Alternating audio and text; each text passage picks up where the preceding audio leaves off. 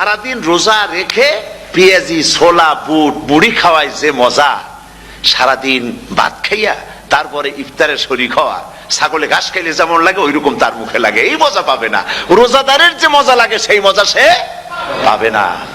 সারা মাস রোজা থাকার পর, আল্লাহর হুকুম মেনে সারা রাত রোজা রাখার পর, তারপরে ঈদের দিনে জামা কাপড় পরিষ্কার করে শেরওয়ানি গায়ে লাগাইয়া পাঞ্জাবি পরে আতর মেখে এরপরে ঈদের জামাতে যখন দাঁড়ায় যায়, সে যে মজা পায়, সারা মাস রোজা রেখে ঈদের জামাতে গিয়ে সে যে মজা পায়, যে রোজা রাখলো না ঈদের দিনে খুব জামা পাজামা সেন্ট এগুলো মেখে টেকে প্রথম কাতারে গিয়ে দাঁড়ায় গেছে, ও সেই মজা পাবে না। ওর মনের মধ্যে একটা চোর চোর ভাব থেকেই যায়। সে মনে মনে ভাবে এই জামাত আমার না, জোর করে আসছি, এইখানে দাঁড়াবার যোগ্যতা আমার নাই। মনের মধ্যে সে একটা অপরাধী ফিল করে, সে ফিল করতে থাকে।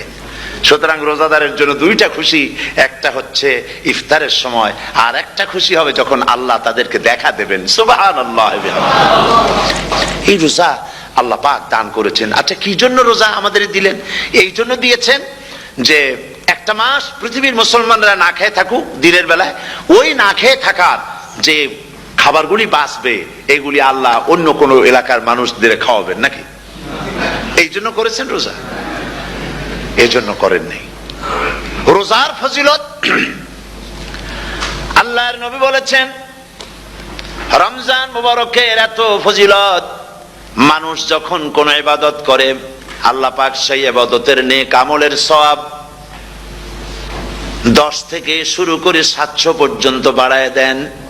10 থেকে শুরু করে 700 বাড়ায় দেন, ইল্লা সাওম, রোজা ছাড়া।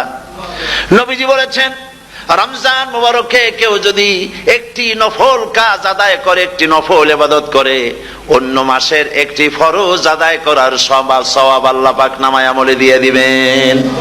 রমজান মুবারকে কেউ যদি একটি ফরজ আদায় করে, অন্য মাসের 70টি ফরজ আদায় করার মতো সওয়াব আমল নামায়ে আল্লাহ দিয়ে দিবেন। সুবহানাল্লাহ।